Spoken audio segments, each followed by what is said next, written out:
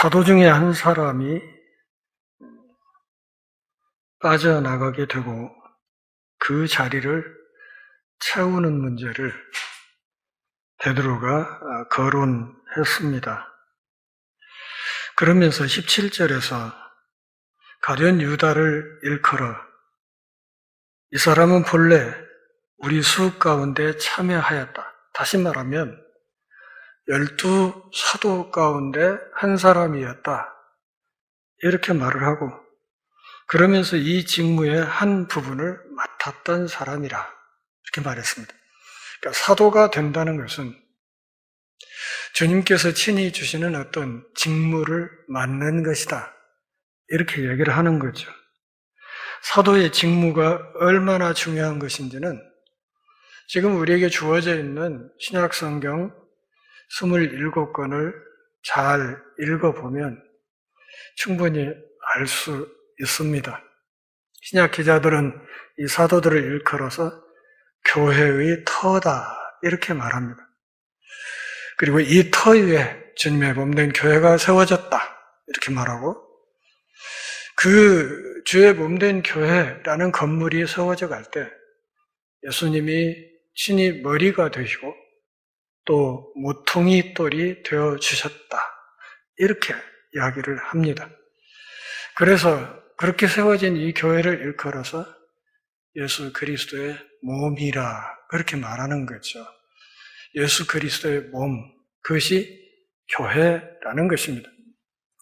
그런데 이 몸에는 머리가 단 하나밖에 없지요.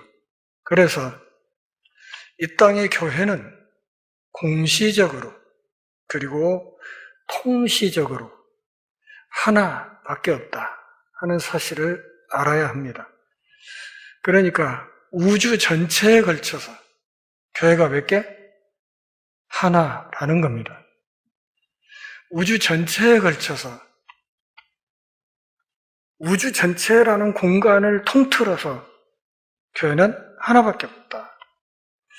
그 다음에 통시적으로 저 창조 때부터 마지막 예수님의 재림과 새하늘 새 땅이 이 땅에 이루어지는 그 마지막 역사 전반에 걸쳐서 모든 시간대에 걸쳐서 교회는 하나밖에 없다는 사실을 알아야 합니다.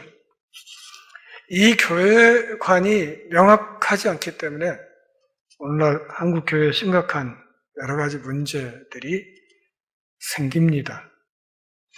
그러니까 공시적으로 교회가 하나라는 말은 지금 21세기에 여기 호남 지방에 있는 우리 전주 열린문 교회뿐만 아니라 지구촌 저 반대편에 있는 아르헨티나 어느 뒷골목에 있는 교회도 그리스도 안에서 한 몸이라는 이야기입니다.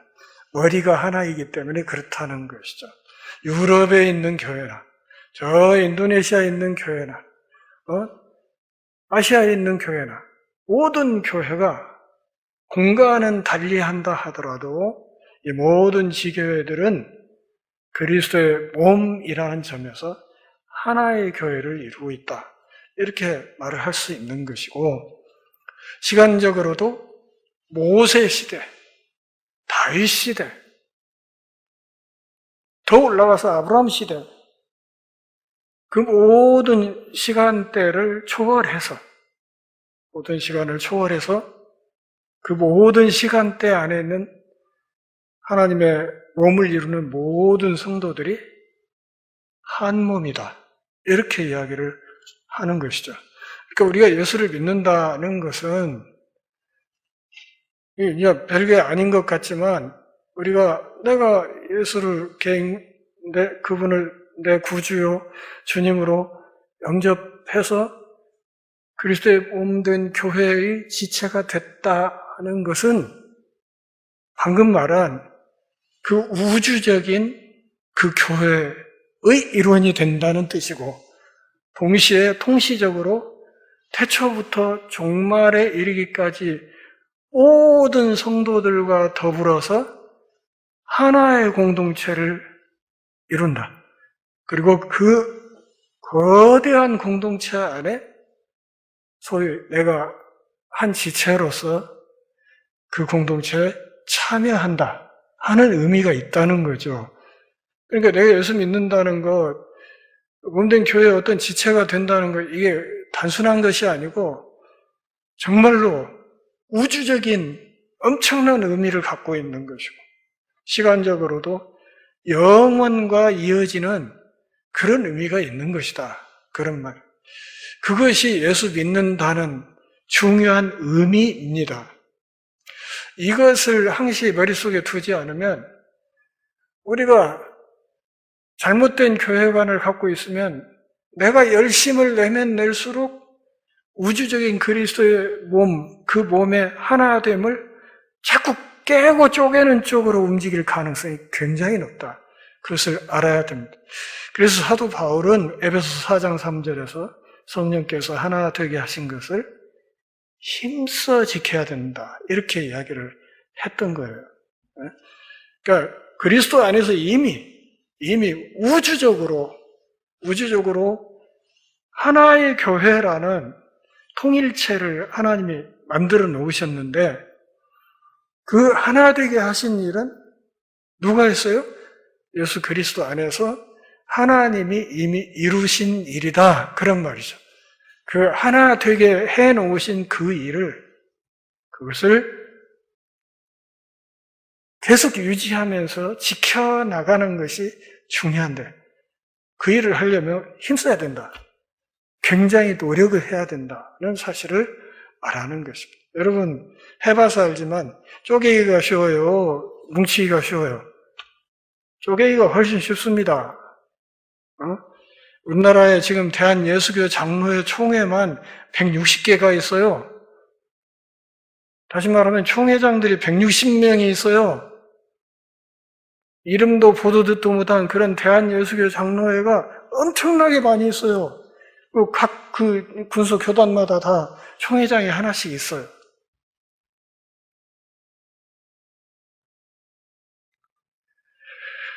유다를 일컬어서 우리 가운데 한 사람이었다. 그리고 이 직무의 한 부분을 맡았던 사람이다. 이 사람이 유다가 이탈하지 않았으면 아마 지금쯤 우리 신약성경에 뭐 유다 복음이라든지 또 유다 1서, 유다 2서라든지 유다가 어떤 교회에 보낸 본지, 그 편지라든지 이런 것들이 신약성경에 들어가 있을 거예요. 근데 없지 않습니까? 그러면서 18절에서 이렇게 이야기를 해요. 이 사람이 불의의 싹스로 밭을 샀다. 불의의 싹시란 말은 예수님을 팔아먹었던 사실을 말하는 것입니다. 그러니까 제자가 되어서 스승을 은 30냥에 노예 한 사람의 몸값을 마저 챙기기 위해서 노예 한 사람의 몸값으로 팔아제끼고 그것을 불의하게 호주머니에 넣었던 그 사실을 말하는 것이죠. 그것으로 밭을 샀다. 원래 밭 살라고 예수를 팔았나요? 그건 아니에요. 자, 누가복음 22장 3절 한번 볼까요? 누가복음 22장 3절. 누가복음 22장 3절, 신약 134페이지입니다. 찾았으면 같이 읽을까요? 12 중에 하나인 가룟인이라 부르는 유다에게 사탄이 들어갔다. 이렇게. 그러니까 예수님을 팔아먹은 이 행위를 하게 된 결정적인 원인이 무엇인가 하면 사탄에게 사로잡혔다는 거죠.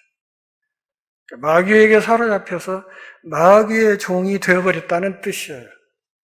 그래서 마귀가 기뻐하는 방향으로 움직이기 시작했다는 것을 말하는 것입니다. 그러니까 사탄에게 사로잡힌 자가 되어서 스승을 배신하고 그 스승의 몸값을 마저 챙기는 이 불의한 짓을 했다. 자, 그러면 그 돈이 어떻게 됐는가를 마태복음 27장 7절을 한번 보겠습니다. 마태복음 27장 나중에 우리가 다룰 거예요. 마태복음 27장 7절 같이 읽습니다. 의논한 후 이것으로 토기장의 밭을 사서 나그네의 묘지를 삼았으니, 거기 27장 1절부터 보면 뭐라고 합니까? 1절에서 그때 예수를 판 유다가 그의 정죄됨을 보고, 예수가 이렇게 죄를 받고 이제 십자가형을 받게 되는 이것을 보고 스스로 뉘우쳐 그 은 30을 대제사장들과 장로들에게 도로 갖다 주면서 뭐 하자고? 거래 취소하자고 했어요. 거래 취소하자. 그랬더니 이 예수를 체포하는 이 일을 성공적으로 했던 이 대제사장과 서기관들은 이제 자기들의 목적을 달성했기 때문에 그야말로 가룟 유다가 토사구팽된 거예요. 토사. 그러면서 거래 취소 못한다. 우리는 너한테 분명히 돈을 주었고 그 거래대로 우리는 예수를 체포했다. 네가 알아서 책임을 지든지 말든지 이렇게 하니까 이러지도 저러지도 못하고 그냥 나와서 그냥 자살해버린 거예요. 자살해버린. 근데 여기 5절에서는 스스로 목매어 죽었다 그랬는데, 또 다른 성경에서는 배가 터져 죽었다 그렇게 이야기를 하거든요. 그래서 배가 터져 죽으면서 그 몸에서 나온 피가 그 밭에 흥건히 피가 배인 밭이 됐단 말이에요. 그래서 이 밭을 일컬어서 피에 젖은 땅, 그런 뜻에서 아켈다마라고 했다는 거예요. 요약하면 피밭이라는 이름이 붙어 죽은 거예요. 18절에서는 뭐라고 얘기해요? 몸이 곤두박질하여 배가 터져 창자가 다 흘러나왔다. 어떤 쪽에서는 목매달아 죽었다. 어떤 쪽에서는 그냥 위에서 아래로 떨어져 죽어가지고 창자가 그냥 터져 나와서 피가 그냥 땅에 이렇게 흘렀다. 이렇게 이야기를 한 거예요. 그 예수님의 몸값이었던 은 30냥으로 바리새인들과 대제사장과 서기관들이 의논해서 뭘 한 거예요? 이 피 묻은 돈 가지고 할 게 없다 해서 그 유다의 피가 배인 그 땅을 샀다 그 말이죠. 그래서 그것을 토기장의 밭으로 삼았다는 거예요. 그리고 아울러서 이 일이 예루살렘에 사는 모든 사람에게 알려져서 그들의 말로는 그 밭을 아켈다마, 피밭이라 이렇게 불렀다는 것이죠. 결국 이 사건을 누가가 지금 자세하게 얘기를 하는 것은 지금 12사도 중에 한 명이 빠져나가게 된 과정을 설명하는 거예요. 어떻게 해서 한 명이 빠지게 되었는가, 어떻게 해서 한 명의 결혼이 생겼는가를 설명하는 거예요.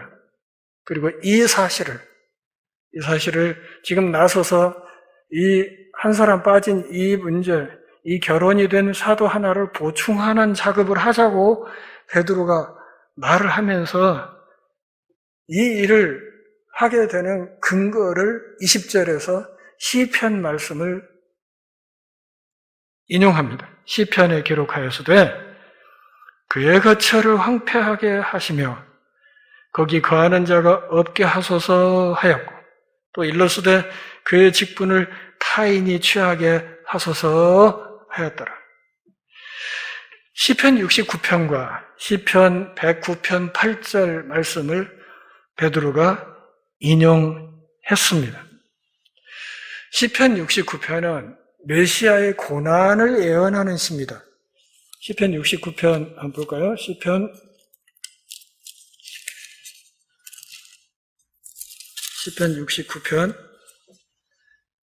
69편이 그 메시아의 고난을 예언하고 있는 그 시편인데 21절 보면 그 21절에 무슨 말이 있습니까?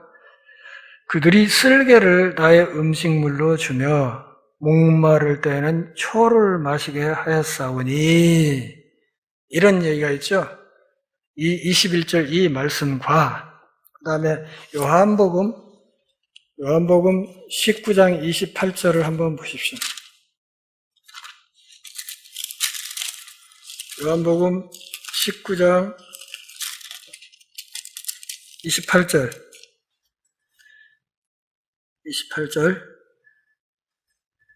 그 후에 예수께서 모든 일이 이미 이루어진 줄 아시고 성경을 응하게 하려 하사 이르시되 내가 목마르다. 성경을 응하게 하시고, 어떤 성경? 시편 69편 21절 말씀이 예수님이 십자가에서 내가 목마르다 하는 이 말씀을 하심으로 성취되었다는 거예요. 그러니까 요한은 예수님이 십자가에서 내가 목마르다 했던 이 말도 구약의 메시아 관련된 메시아 예언이 성취된 과정이라고 보고 요한복음을 기록했다 그 말이에요. 아울러서 시편 109편 8절에 가면 또 그런 말씀이 있죠. 시편 109편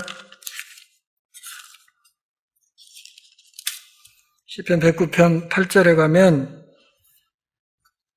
그의 연수를 짧게 하시며 그의 직분을 타인이 빼앗게 하시며, 그러니까 직분을 맡은 자가 바뀐다는 이야기를 지금 시편에서 하고 있는데, 이 말씀이 이제 가룟 유다가 빠져나가고 그 직분을 누군가가 대신 맡는 이 과정을 통해서 이것이 성취되어야 한다고 베드로가 그렇게 이 시편 말씀을 해석하고 적용했다는 이야기입니다. 그러니까 베드로가 성경을 굉장히 나름대로 열심히 묵상한 결과 지금 이런 결론을 내리는 거예요. 그의 직분을 다른 사람이 취하게 하소서 하는 시편 말씀이 성취되어야 하지 않겠는가, 이렇게 얘기를 한 것이죠. 그러니까 성경에 근거해서 이 유다가 빠져나간 자리를 보선하는 작업을 해야 되지 않겠는가, 이렇게 얘기를 한 거예요. 이 대목에서 우리가 좀 생각해 봐야 될 것이 있는데, 하나님의 행하심을 기다리는 것,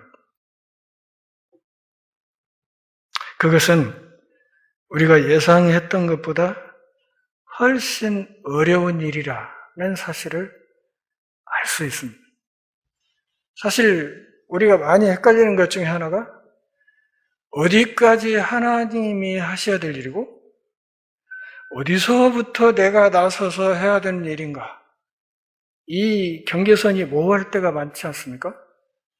대체로 우리는 두 가지 방향에서 실수를 해요. 어떻게? 어떤 문제는 하나님께 맡겨야 될 일인데 그것을 내가 나서서 하려고 덤비는 실수를 할 때가 있고, 또 어떤 때는 내가 나서서 책임을 지고 뭔가를 추진해 나가야 되는 그런 상황에서조차 주께서 알아서 하시겠지, 그냥 수수방관하고 팔짱 끼고 다 가만히 있어버리는 이런 방향의 실수가 나올 수 있다는 거죠. 그러니까 이 두 가지 방향에서 우리가 늘 실수를 해요. 물론 우리가 기도하고 어떤 선택을 하고 결단을 한 끝에 어떤 방향을 정해서 가더라도 설령 그것이 잘못된 선택이었다 하더라도 긴 세월을 놓고 보면 하나님께서 결국 그런 과정까지도 섭리하셔서 합력해서 선을 이루어 가셨다는 것을 훗날 깨닫게 되는 순간이 있긴 하지만, 그러나 원래부터 하나님이 하셔야 될 일과 내가 해야 될 일을 명확하게 선을 타서 그렇게 가는 것하고는 또 좀 다른 결과가 될 수도 있는 것이다, 그런 말이죠. 그래서 하나님의 뜻을 구하는 것이, 또 하나님께서 친히 나서서 뭔가를 하시도록 하는 그 일이 사실은 신자의 입장에서는 굉장히 어려운 거예요. 어떤 일을 교회 안에서도, 저는 이제 담임 목사니까 교회 전체 흐름을 총괄해서 이렇게 뭔가를 판단하고 결정해야 될 때 이걸 해야 되나? 말해야 되나? 혹은 한다면 어느 방향으로 해야 되나? 어느 게 맞나? 어느 것이 더 효율적인가? 그러면 거기까지 결정이 됐다면 그러면 이것을 어떤 시점에서 진행을 할 것인가 하는 문제가 또 따라 붙죠. 이것이 굉장히 어려운 거예요. 어려운. 그러니까 오늘 이 사도행전 1장 후반부에서 우리가 이 사도 한 사람을 보선하는 문제를 놓고 깊이 생각해 봐야 될 것은 사도를 보선하는 것이 이때인가? 하는 의문부를 하나 붙일 필요가 있다는 거죠. 지금 이때인가? 아직 2장에 오순절 성령 강림이 있잖아요. 예수님이 기다리라고 했고 예루살렘 떠나지 말라고 했고 기다리라고 했고 며칠이 못 돼서 너희가 성령으로 세례를 받을 거라고 말씀하셨고 기다리라고 해서 모여서 기도를 하고 있는 그 중에 지금 베드로가 일어나서 지금 이 안건을 내놓고 이야기를 하는 거예요. 그러니까 사도 빈자리 하나 보선해야 되지 않겠어? 이렇게 말합니다. 자, 그러면 한번 물어봅시다. 우리가 성경을 묵상하는 입장에서 예수님이 승천하시기 전에 베드로에게 은밀히 사도 한 사람을 보선하라고 말씀하셨을까요? 안 했을까요? 한번 생각을 해보세요. 어려운 질문이지만 한번 생각을 해보자고요. 말씀을 하셨을까? 안 하셨을까? 여러분 어떻게 생각하세요? 근데 저는 이 문제는 예수님이 말씀을 안 하셨을 것이다 쪽에 더 무게가 실립니다. 제 생각에는. 왜 그런가 하면 한 사람을 보선해라 이런 이야기를 베드로에게 할 것이면 예수님이 아예 콕 찍어서 누구 세워놓고 가셨지. 네? 딱 집어서 세워놓고 가셨지.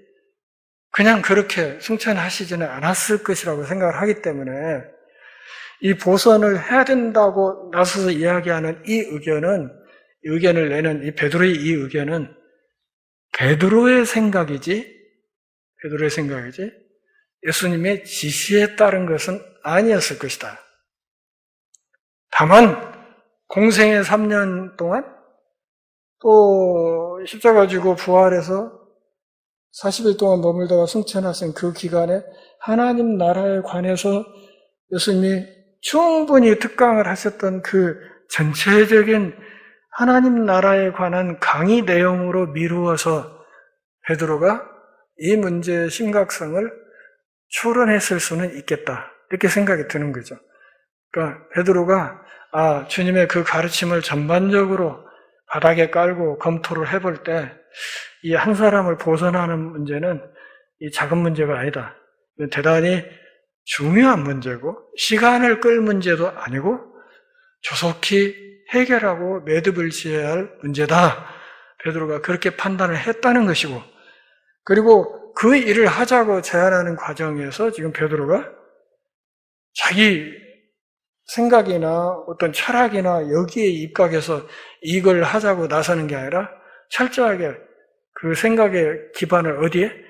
성경 말씀에 두고 성경에 보니까 이런 구절이 있던데 그 말씀 그대로 따라서 우리가 해서 이 말씀이 성취되는 길을 가는 게 맞지 않겠어? 이렇게 이야기를 하는 거다. 그런 말이죠.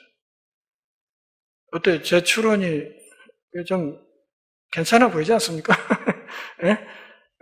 그러니까 말씀하시지 않았고 베드로가 주님의 가르침에 비추어서 이건 해야 된다. 시간 끌면 안 된다. 빨리 매듭을 지어야 된다. 이렇게 생각을 했다는 것이죠.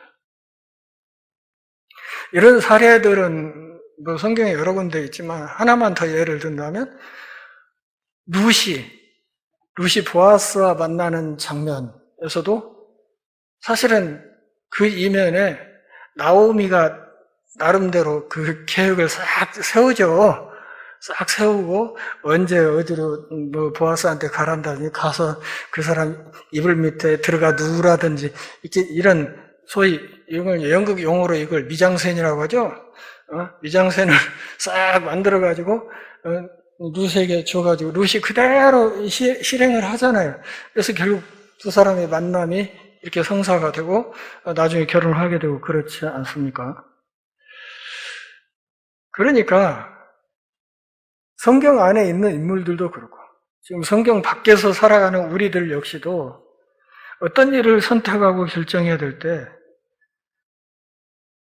이게 정말 하나님의 뜻에 부합되도록 어떤 일을 해야 될 때 우리가 정말 깊이 생각해야 될 것이 무엇인가 하면 우선은 하나님 보시기에 지혜로워야 된다.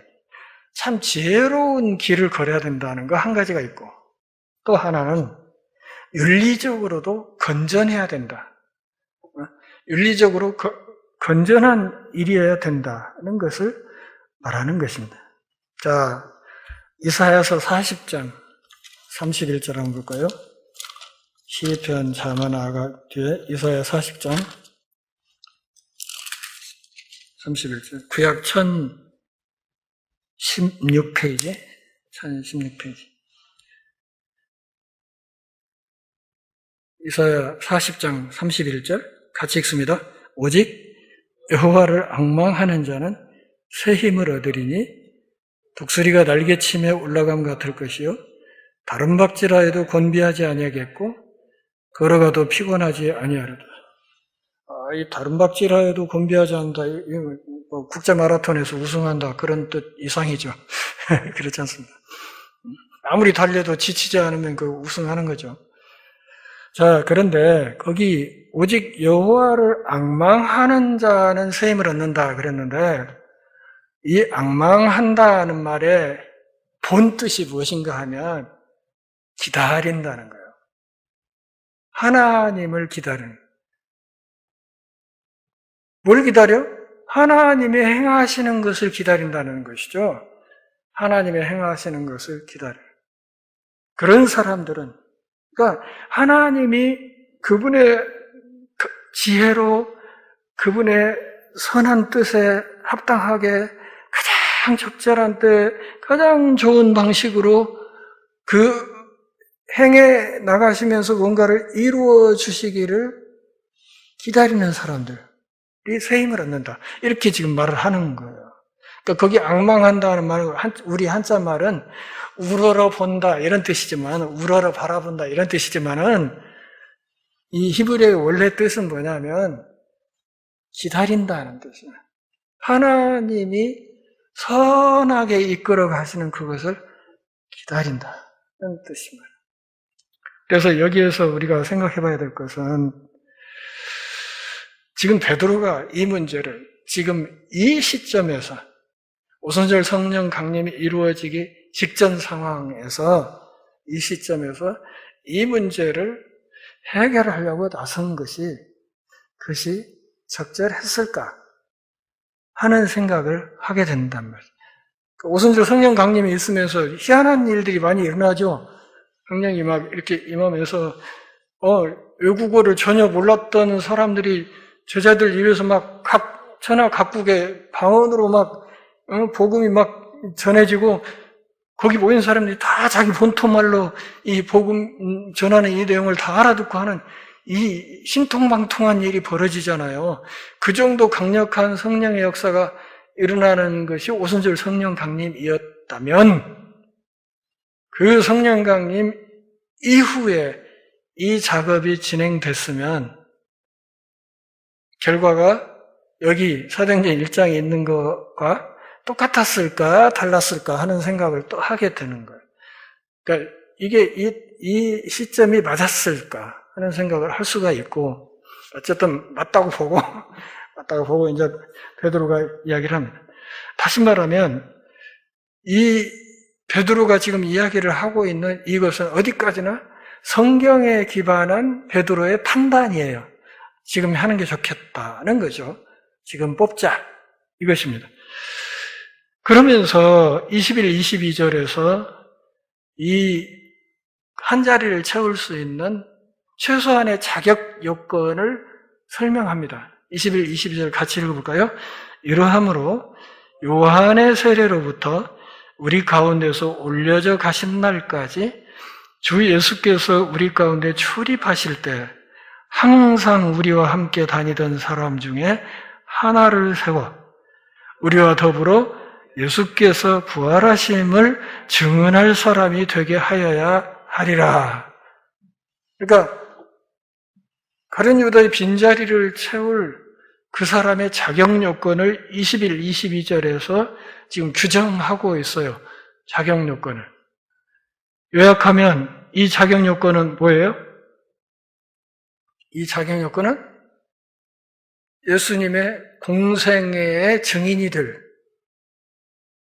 예수님이 사람의 몸을 입고 이 땅에 오셔서 공생애 사역을 하는 그 기간에 항상 12제자와 함께 동행하면서 그분의 실제 가르침을 직접 지켜본 사람, 이 조건이 하나가 딱 붙었어요. 그리고 아울러서 또 한 가지, 그분의 십자가에서의 죽으심과 부활의 증인이 될 사람. 그러니까 십자가에서 죽으심과 부활을 그거의 증인이 될 사람을 세야 된다. 베드로가 지금 12명을 채워야 된다고 말하는 것은 이 12명이 단순한 12이 아니라 구약의 이스라엘 12지파에 상응하는 신약시대의 새 언약의 지도자들이라는 관점에서 이 옛 언약이 새 언약으로 넘어오기 위해서는 12지파의 12이라는 숫자가 새 언약 체계 안에서도 유지돼야 된다고 베드로가 판단을 했던 것이고, 그리고 그것을 지금 성경 말씀에 근거해서 이 일을 해야 된다고 결정을 내린 것이고, 그리고 그 일을 추진하는 그 시점이 지금이다, 이렇게 베드로가 생각을 했다는 것입니다.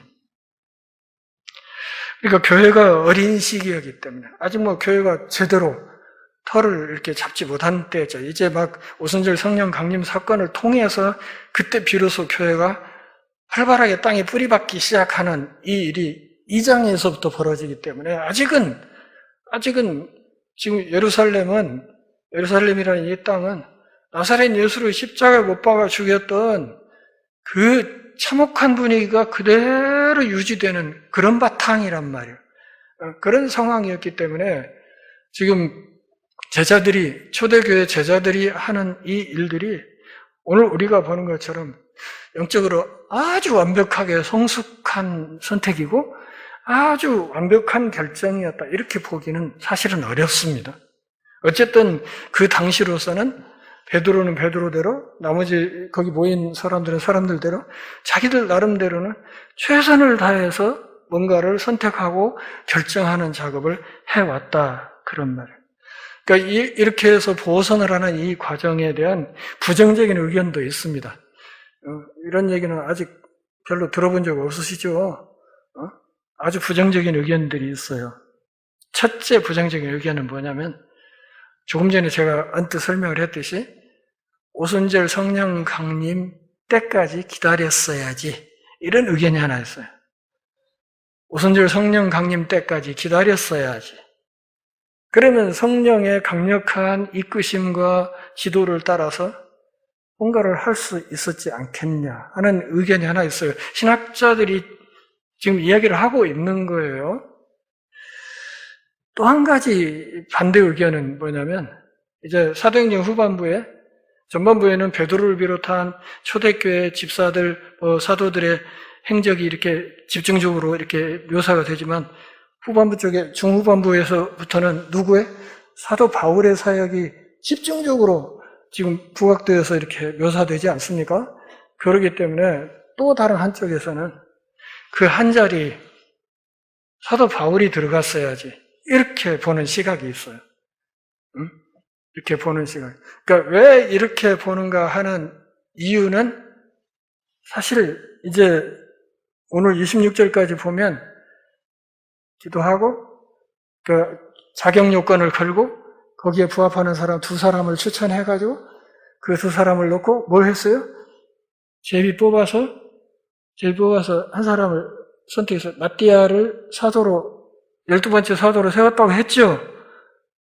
했는데 문제는 뭐냐면 신약성경 전체에 걸쳐서 이 마띠아 또 한 사람 후보로 이렇게 세워졌던 요셉, 이 두 사람의 기록이 오늘 이 1장 이 부분이 끝이에요. 그러니까 처음이자 마지막으로 딱 나오고 성경 전체에 이 사람들의 행적이 전혀 없어요. 전혀. 뭐 어떤 문서 자료가 발견되지 않았을 것이다. 그럴 가능성이 있긴 하지만 그러나 이미 발굴될 것은 거의 다 됐다고 보기 때문에 더 이상 나오는 것은 쉽지 않은 일이고요. 심지어는 외경과 유경 쪽을 봐도 이 사람들에 관한 기록이 전무해요. 전무. 그러니까 이런 점에서 마지막 12번째 사도로 피택된 이 사람이 있으나마나한 사도 아니었냐, 그런 얘기가 나오는 거죠.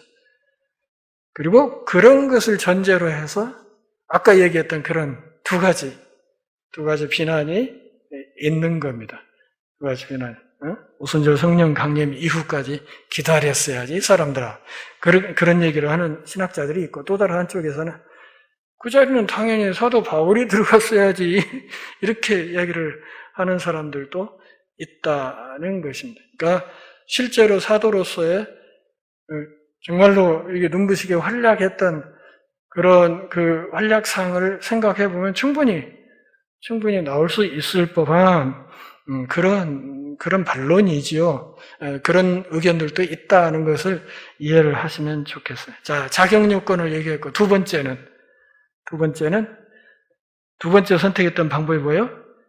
후보 두 사람을 내세운 거예요. 그 자격에 걸맞는 사람 둘을 딱 후보를 띄운 거죠. 후보를 띄웠어요. 그래서 두 사람, 요셉과 마띠아라는 두 사람을 후보로 딱 띄웠어요. 이것이 예선이죠. 예선을. 그래서 예선을 거쳐서 딱 두 명을 띄워놨어요. 이제 최종 결선을 하는 거예요. 결선. 그러면서 인선 방법으로 뭘 택했냐면 24절부터 26절까지 말씀을 잘 보면 먼저 뭐 했어요? 이 두 사람을 놓고 기도했어요. 하나님, 저희들은 몰라요. 이 둘 중에 누가 더 적임자입니까? 하나님, 당신은 모든 사람들의 마음을 아시지 않습니까? 하나님, 모든 사람의 마음을 다 아시지 않습니까? 이곳에 모여서 이 보선 작업에 임하는 모든 사람들의 마음뿐만 아니라 후보로 세워진 이 두 사람의 마음까지도 하나님이 알고 계시지 않습니까? 하면서 어떤 사람이 더 적임자인지를 25절에서 보이시옵소서, 보여주세요, 이렇게 얘기했어요. 보여주세요. 저는 승천 전에 예수님이 이 작업을 베드로에게 따로 말씀하시지 않았다고 보는 중요한 근거로 이 낱말을 찝습니다. 보이시옵소서. 이 말은 예수님이 사전에 무슨 이 문제에 관한 언지를 주신 적이 없다는 뜻이죠. 있으면 얘기가 이렇게 안 되죠. 그렇지 않겠어요? 그래서 보여주십시오. 다시 말하면 하나님에 대한 전적인 신뢰를 바탕으로 하나님께 기도했습니다. 당신은 전지전능하신 눈을 갖고 계시지 않습니까? 당신의 섭리가 있지 않습니까? 우리는 당신의 지혜와 섭리를 믿습니다. 하나님의 그 지혜와 섭리에 따라서 이 중에 누가 더 적임자인지를 우리에게 보여주십시오. 이렇게 얘기했어요. 이 기도대로 하나님이 흰머리에 흰 수염 달고 지팡이 짚고 나타나가지고 해서 지팡이로 딱 찍어줬으면 얼마나 좋겠어요. 근데 그게 그렇게 되는 게 아니고 그런 일은 없었거든요. 없고 그냥 이렇게 기도했어요. 그러니까 이 사람들이 갖고 있는 믿음이라는 게 다른 게 아니라 공중에 나는 새 한 마리도 당신의 허락이 없으면 떨어지지 않는, 그러지 않습니까? 당신은 온 우주의 주인이시고 주권자이시고 왕이시고 최고의 지혜를 가지신 분이시고 이 모든 피조물의 모든 생각과 행동과 삶을 홀로 다스려 가시는 우주의 왕 중의 왕 아니십니까? 그러니까 누가 더 적합한 사람인지 보여주세요 하고 세 번째로 택한 방식이 뭐였어요? 제비 뽑는 거였어요. 약간은 미신적인 방법이죠. 네? 약간은 미신. 우리 교단에서 가을 총회 때 이 부총회장 선거를 해요. 근데 이제 부총회장에 당선이 되면 1년 있다가 자동으로 총회장이 됩니다. 1년 뒤에. 그러니까 부총회장 선거가 실질적인 총회장 선거예요. 총회장 선거. 그런데 한 얼마 전까지만 해도 우리 교단 총회 안에서 13당 10낙이라는 말이 있었어요. 13당 10낙. 무슨 말인가 하면 부총회장으로 후보로 출마해가지고 13억을 쓰면 당선되고 10억을 쓰면 떨어진다는 얘기야. 그 정도로 그냥 이게 완전히 돈판. 교회 덩치가 크고 교회 굴러다니는 예산이 많고 그냥 그런 교회 담임 목사가 그냥 총회장이 되는 거예요. 총회장이 돈으로 막 쌓아 발라가지고 그렇게 되니까 교단 내에 있는 교회갱신협의회에서 한동안 제비뽑기 제도를 하자고 해가지고 몇 년 시행을 한 적이 있어요. 몇 년. 그렇게 했어요, 진짜로. 근데 교갱협에서 제비뽑기 제도를 이렇게 하자고 나올 때 저는 그냥 쪽팔려 죽을 뻔했어요. 이 돈판을 어떻게 하질 못해가지고 목사 장로들이 모인 총회에서 제비뽑기 제도를 도입하자고 할 정도로 이런 우리의 모습이 훗날 교회 사가들이 오늘 우리 시대의 이 교회를 어떻게 평가를 할 건가 생각하니까 너무 뒷목이 뜨뜨고 그냥 쪽팔리는 거야. 근데 그나마도 몇 년 하다가 없어져 버렸어. 그래서 지금 다시 돈판이 그냥 그렇게 가요. 그래서 봄 노예 때마다 그냥 각 노예에서 총대로 가려고 목숨을 거는 사람들이 엄청 많아요. 저는 30년 동안 총대를 한 번도 안 갔지만, 왜냐하면 생각해보세요. 13억 보태기 10억 하면 23억이지 그 돈을 거기 있는 총대 숫자로 빠개보세요. 개인당 얼마씩 돌아가나. 그것 때문에 그렇게 봄노예가 모이면 그냥 총대 선거 끝나면 모든 거 다 끝나버려요. 썰물처럼 다 빠져나가 버려요. 그런 상황입니다. 그런 상황. 제가 주보에 참교회가 되자는 쓸데없는 구호를 내놓고 이렇게 이야기를 하는 것이 바로 그런 전체적으로 썩어 빠진 이런 흐름 때문에 그런 이야기를 자꾸 하는 거예요. 그러면서 제비를 뽑아서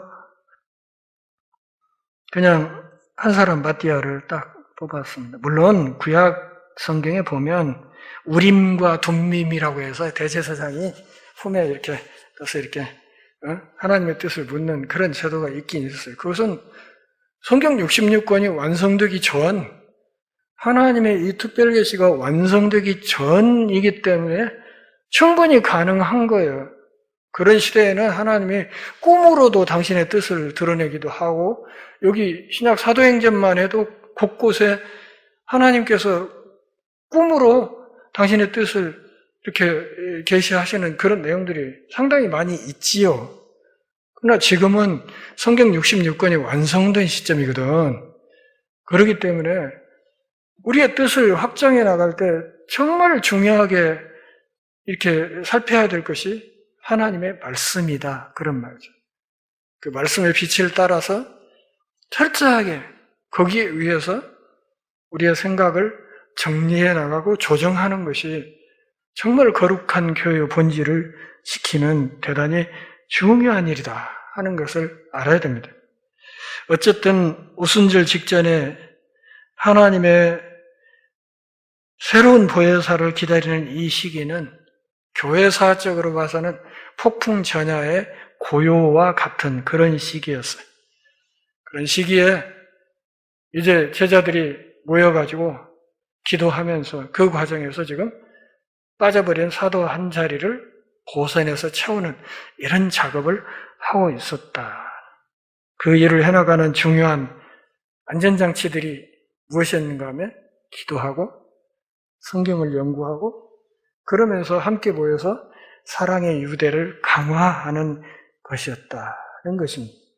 왜냐하면 나중에 이제 사도행전 2장 이후 오순절 성령 강림 사건 이후에 이제 교회에 몰아치는 박해와 핍박의 바람을 우리가 살펴보면 알겠지만 막 탄생한 교회가 맞이해야 될 고난의 쓰나미가 있어요. 그것을 눈앞에 두고 지금 교회가 막 태동하려고 하는 그런 시점이었다. 그것이 지금 사도행전 1장 후반부의 이야기입니다.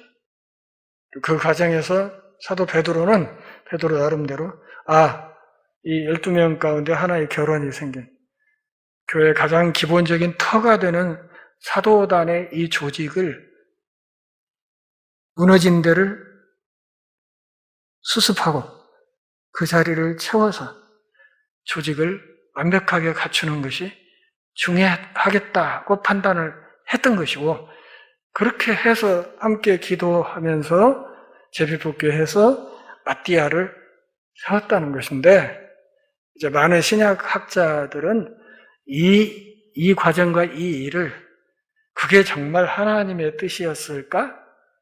여기에 대한 의문부호를 오늘날 붙이고 있다 하는 정도로 이해를 하시면 되겠습니다. 물론 베드로와 당시 초대교회 백성들은 자기들 나름대로는 하나님의 말씀에 근거해서 최선을 다하는 선택을 하려고 몸부림을 쳤다.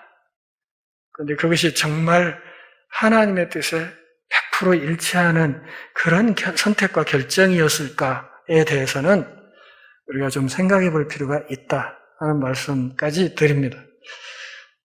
다음 주에 이 1장 뒷부분 조금만 더 말씀을 드리고 2장으로 넘어가겠습니다. 기도하겠습니다. 하나님 아버지, 오늘 또 우리를 부르셔서 제 말씀 앞에서 이 시대의 신자들이 또 교회가 나가야 될 방향을 고민하고 생각하는 기회 주셔서 고맙습니다. 우리 전주 열림문 교회가 참 교회로서 주님의 부르심을 온전히 이루어가는 복된 공동체로 세워지게 하시고 하나님의 이 교회에 주신 비전에 동참할 귀한 동역자들을 늘 새롭게 만나는 복을 더하여 주옵소서. 예수님의 이름으로 기도합니다. 아멘.